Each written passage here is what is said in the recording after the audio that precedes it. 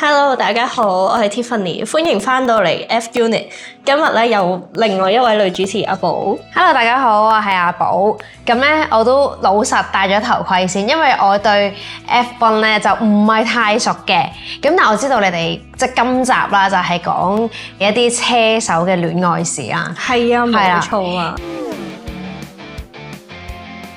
咁我就好有興趣，因為我都知道咧，即係車場除咗啲賽事好精彩之外咧，佢哋嘅感情史都係特別豐富嘅。咁咧其實我哋今日嘅 topic 咧就係會講下 Daniel Kvyat 同埋 Max Verstappen 之間嘅恩怨情仇啊。佢哋係咪兩個都係靚仔嚟㗎？Daniel Kvyat 咧就係前 F1 車手啦，而 Max Verstappen 咧就係依家人稱火星人，比較犀利嘅一位 F1 driver 嚟嘅。即係兩個都係猛料啦，大人物。揸得 F1 嘅都唔會差到去邊啊。咁我哋講下先 ，Daniel Kvyat 咧就係以前喺紅牛度做 F1 driver 啦，咁之後咧就落咗去細牛，俾 Max Verstappen 取代咗。咁咧，阿 Max 攞咗佢個 driver seat 之後咧，就狀態非常之英勇，攞咗好多個 podium 啊，或者係前5嗰啲啦，多到數唔晒。咁佢隨後咧都成為咗第一個可以喺18歲就攞到世界冠軍嘅 F1 driver 嚟㗎。哇，咁好勁喎！係啊，但係其實咧 Daniel Kvyat 咧都唔差㗎喎。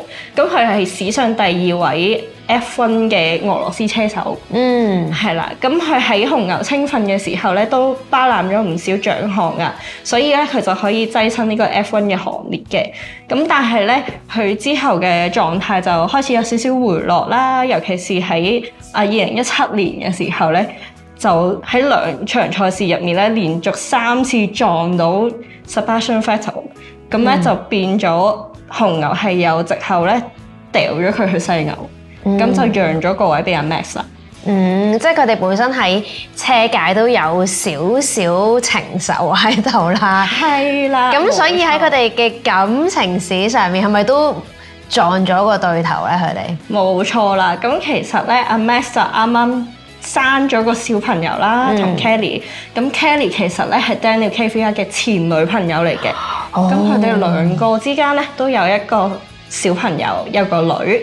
就係我哋鼎鼎大名成日出入賽車場嘅 P 啦。咁佢哋兄弟喎，都襟兄弟喎，都係。都可以咁講嘅。所以咧，成日都有人講笑，就係話 Max 搶咗佢個 driver seat之外，仲搶埋佢老婆仔女嘅。咁佢對佢應該都仇恨幾深喎，個心入面嘛。但佢有冇再分，或者係而家有冇再拍拖？Daniel Kvyat 咧就依家退居咗幕後多啲啦，因為始終佢冇再喺F1 度揸車啊，咁咧就個焦點就冇乜落去到啦。咁我相信佢都係有自己嘅伴侶嘅。咁而 Daniel Kvyat 其實同 Kelly 咧就係共同撫養佢嘅小朋友嘅。咁啊 co-parenting 啊，咁啊非常之和諧啦。佢哋就話，咁而阿 Max Verstappen 咧都當 P 係親生女咁樣湊嘅，成日都會見到喺啲大小嘅賽事咧，會一齊行啊，拖住 P 啊，好照顧佢嘅，都一齊住嘅。咁 Daniel 同 Kelly 離婚嘅原因關唔關阿 Max 先？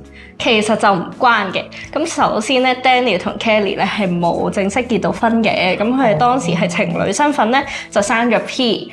咁之後咧，其實係 Daniel 咧同其他女仔 flirting， 咁所以就同 Kelly 分咗手。咁其實係 Kelly 事隔2年之後咧，先同阿 Max 一齊嘅。咁聽落去又都幾和平嘅，算係。叫做唔係因為 Max 而拆散咗佢哋嘅關係咯。咁佢哋3個人有冇試過同場出現㗎？咁其實咧喺賽場上面咧，阿 Max 同 Kelly 一齊咗之後咧，Daniel 都有出現過喺 F1 嘅 pit 房嘅，只不過就當然唔係3個人面對面咁樣同場出現啦。咁但係都算有嘅。咁我諗行過路過都會打個招呼嘅。因為通常咧，即係有呢啲咁嘅三角關係啦，叫做同場出現嘅話，在場記者採訪問啲問題應該會好尖鋭㗎嘛。我記得嗰個畫面其實就係鬥緊車嘅時候咧，咁就影影緊阿 Max 啦，跟住轉個頭咧就係影咗去 pit 房嘅 Daniel 度啊，咁啊，其實呢一幕咧都好 dramatic 啦，同埋相信好多 F1 嘅 fans 見到咧都比較驚喜嘅。時隔咁多年見到 Daniel 翻去 F1 嘅賽場上面咯。咦，咁我又有啲好奇啦，佢哋啲仔女啦，因為都算係都真係都叫做係同母異父嘅兄弟姊妹咁樣啦，佢哋會唔會都有交集或者係有機會一齊玩咁樣啊？其實兩個小朋友咧都係同 Kelly 同埋阿 Max 一齊住嘅。咁而 P 咧就係Kelly 嘅大女啦，咁就會都有同 Daniel 咧進行啲親子活動啊，即係佢哋嘅親子關係都係比較良好嘅，咁所以兩個小朋友係絕對會一齊成長嘅。咁其實聽到幾好，佢哋算係一個唔錯嘅典範啊！即係比起即係俾大家睇到哦，就算係離咗婚之後都係可以好融洽相處，而且係同現任同埋前任都相處到。咁佢哋中間有冇啲咩衝突或者火花咁樣咧？其實佢哋之間咧就冇啲咩特別嘅直接衝突嘅。咁可能鬥得比較激烈就係當年爭緊喺大牛嘅 driver seat 啦，始終一個比較含金量高嘅職位嚟嘅，同埋尤其是而家阿 Max 都可以有個非常之好嘅成績，咁都會 keep 住有人會討論咯。喂，咁 Kelly 其實都幾勁，即係佢兩個嘅伴侶啦，即係都係F1 嘅猛料人物啦，叫做。咁其實本身 Kelly 又係啲咩來頭？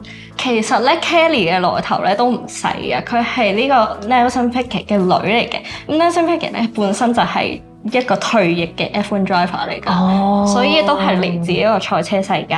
咁同埋咧 Kelly 本身就都負責開翻 Formula E 嘅 PR 工作嘅。咁怪唔知得啦，即係我喺度諗點解咁容易就可以認識到一啲咁勁嘅車手咧？究竟佢係有啲咩特質啊，或者有咩條件？咁但係雖然佢喺即係賽車場工作咁樣啦，咁都應該係咪有啲過人之處先可以吸引到咁勁嘅車手？其實本身 Kelly 咧就個人又靚啦，咁同埋佢喺Formula E 嗰個嘅 PR 工作咧係非常之出名，同埋佢本身 IG 咧都好多 followers 嘅，咁所以其實佢自己都係一個名人嚟嘅。咁難怪啦，佢其實都不愧係 PR 喎，因為其實你頭先講嗰啲情況啦，唔好話喺名人界啦，就算係普通市民度啦，都好難係同前夫關係好好啦，跟住同現任關係又咁好，而且大家係同行，因為同行如敵國啊嘛，同埋佢哋又真係有鬥爭喎，即係兩個車手之間係叫做有少少恩怨情仇啦。咁但係我覺得 Kelly， 我相信佢嘅 PR 公關技巧係真係出色。如果唔係係好難咁樣去掌控到即係成個局面啦，即係因為我覺得呢件事唔係淨係感情瓜葛啊嘛，始終真係關聯到工作上面啦。即係如果佢嘅家庭嘅公關技巧唔好嘅話，其實都幾容易令到前任或同埋現任嗰個衝突出現。有陣時可能未必係關佢哋事，因為傳媒會炒作啦。係啊，即係喂咁好嘅新聞，咁作為記者或者傳媒一定比起我哋普通市民會更加用力去揾啲蛛絲馬跡啦，即係我諗少少一個眼神咧，足以令到炒咗篇新聞出嚟㗎。但我相信係咪 so far 都叫做係比較和平共處嘅佢哋？咁其實學你話齋啦，都睇得出 Kelly 係一個非常之出色嘅 PR 啦。咁同埋佢本身個人又好大方得體嘅，係啊，同埋即係我又會覺得佢作為一個媽媽都會好為自己嘅小朋友着想。咁當佢哋嘅生活都會曝光喺傳媒嘅鏡頭之下咧，咁我相信佢更加係會做得好圓滑咯，即係令到個自己嘅小朋友對住兩位男士都唔會有啲特別唔中意嘅感覺咯。佢哋小朋友而家大概幾大？其實 P 都好細個，我諗讀緊小學。係啦，而細女咧就係啱啱今年出世嘅。咁又真係好細個，但佢會唔會帶住小朋友一齊去睇比賽咁樣？其實 P 咧就成日出入 F1 嘅圍場嘅，咁就 Kelly 都會帶住佢啦，跟住阿 Max 同佢啲互動都好多嘅。咁而啱啱出世嘅細女咧就係因為太細個啦，咁暫時咧都未見到佢嘅身影住啊。不過我相信應該未來幾年都會有機會嘅。Daniel 就同 Kelly 一齊過啦。咁頭先聽你講 Daniel 又好似大過 Max 咁多啦。咁 Kelly 究竟係細過阿 Max 定係大過佢嘅咧？其實 Kelly 咧係大過阿 Max 嘅，佢哋之間係相差咗8年啦。咁 Kelly 依家係36歲，而阿 Max 咧就係28歲嘅。哇！咁 Kelly 係真係女人中嘅典範喎，即係吸引到車手都不特止，而且佢仲可以即係叫做喺我哋話術就係可以食到小鮮肉啦咁樣。我真係好想而家有即係呢度應該會擺咗 Kelly 嘅樣出嚟㗎啦，係嘛？可以。呢個時候都可以問下觀眾，即係對於首先要睇下你係咩年紀啦，即係問下啲男觀眾究竟係中意姐姐多啲啊，定係中意妹妹多啲嘅咧？因為我覺得唔同年齡咧係會有唔同嘅選擇嘅。係啊，係啦，咁大家都可以留低你嘅意見啦。好，咁我翻去咧都要睇下 Kelly， 即係我要學習下佢，我會 follow 佢 IG 啦。我相信佢應該都係大家女人中嗰個榜樣啦。如果大家都想聽多啲F1 界嘅唔同嘅即係花邊嘢啊，或者佢哋嘅比賽資訊嘅話，就記得 follow 我哋 channel 啦。咁我哋下一集再見啦。好啊，拜拜。